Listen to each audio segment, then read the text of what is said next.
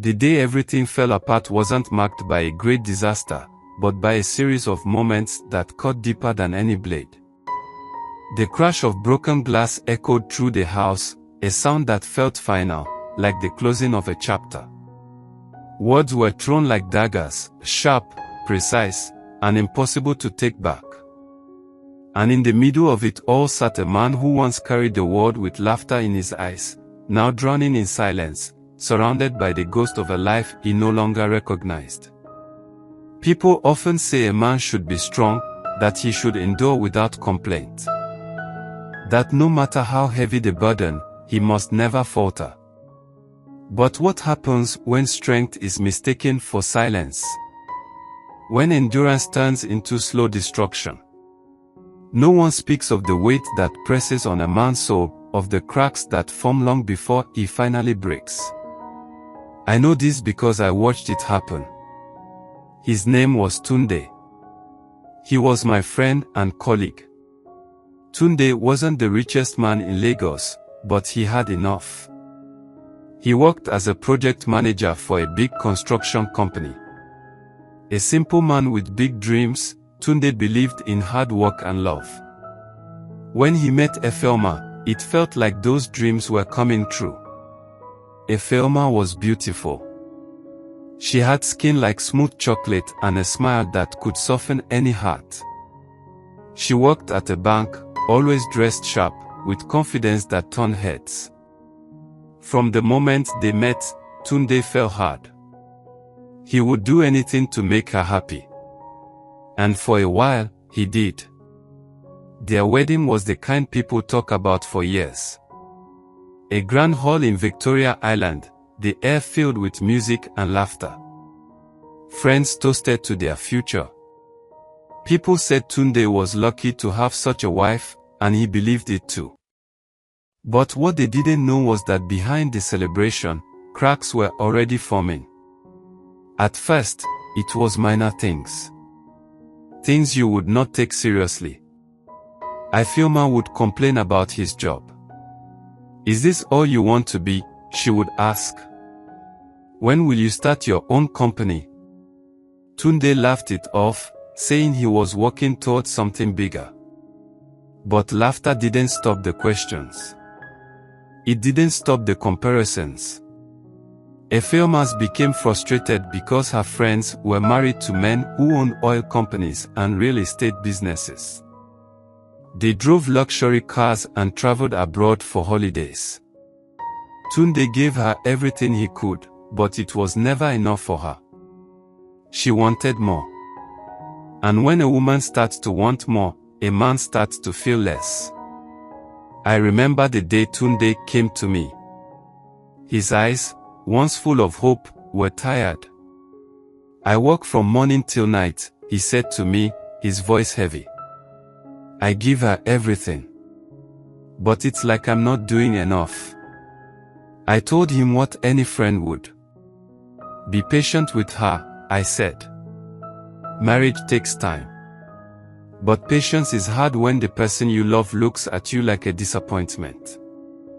It got worse after they had their first child, a boy named Chidi. Tunde thought the baby would bring them closer. Instead, it drove them further apart. Efeoma stayed home for a few months to whine her baby, and in those months, her frustration grew. She called Tunde lazy. She said a real man would find a way to make her life easier. She stopped asking how his day went. Stopped caring when he came home late. And Tunde, he worked harder. He took on extra projects, spent weekends on site, all to prove that he was good enough. But no matter how much he earned, it was never what she wanted.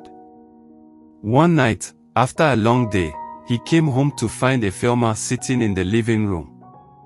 Her bags were packed. "I can't do this anymore," she said coldly. "I deserve better." Tunde went on his knee and begged. He promised to do more, to be more. But Efeoma already made up her mind and nothing would change it. She moved out the next morning, taking Chidi with her. I will never forget how he looked when I found him sitting alone in that empty house. A man who gave everything, now with nothing left. For months, he tried to fix things. He sent money for Chidi, tried to reach out, but Efeoma barely responded. When she did, it was always the same, "You are not man enough for me." But life, they say, has a way of changing things. Efeoma moved on quickly. She found someone richer, a man who owned luxury apartments in Lekki. At first, it seemed like she had won. She flaunted her new life on social media, posting pictures from expensive vacations. But what she did not know was that money does not buy happiness. Rumors began to spread. Her new husband was controlling. He didn't like her working, didn't like her seeing friends. The things she once took for granted with Tunde, freedom, peace, disappeared behind the high walls of wealth. Meanwhile, Tunde gradually rebuilt his life. Slowly, quietly. He focused on his work and, after years of saving, he started his own company. The same people who once looked down on him now sought his help. He didn't brag. He didn't seek revenge. He only wanted to be the man he promised himself he would be. One day, as fate would have it, Efeoma came back. Not with pride, but with tears. Her new marriage had failed. The man she left Tunde for had moved on to someone younger. And when everything else crumbled, she remembered the man who once loved her without conditions. I was there when she came to his office. She stood in the doorway, no longer the confident woman who once walked away. "I made a mistake," she said, her voice shaking. "Can we try again?" Tunde looked at her for a long time. I cannot say what he felt at that moment, pity, anger, or maybe nothing at all. But what he said was simple. "I loved you once," he said quietly. "But love is not a prison. You taught me that. Kindly leave my office, I have very busy schedules today." "Remember our son," Efeoma said, trying to emotionally blackmail him. "You should have thought about that before leaving," he replied. And with those words, he let her go, calling the security to escort her out of the building. People say a man should be strong. But they forget that even the strongest man can break when the person he loves no longer believes in him. Tunde learned the hardest truth about marriage: love alone is not enough. Respect matters. Kindness matters. And once those things are gone, no amount of money can bring them back. I believe Efeoma also learned that marriage is not all about material things.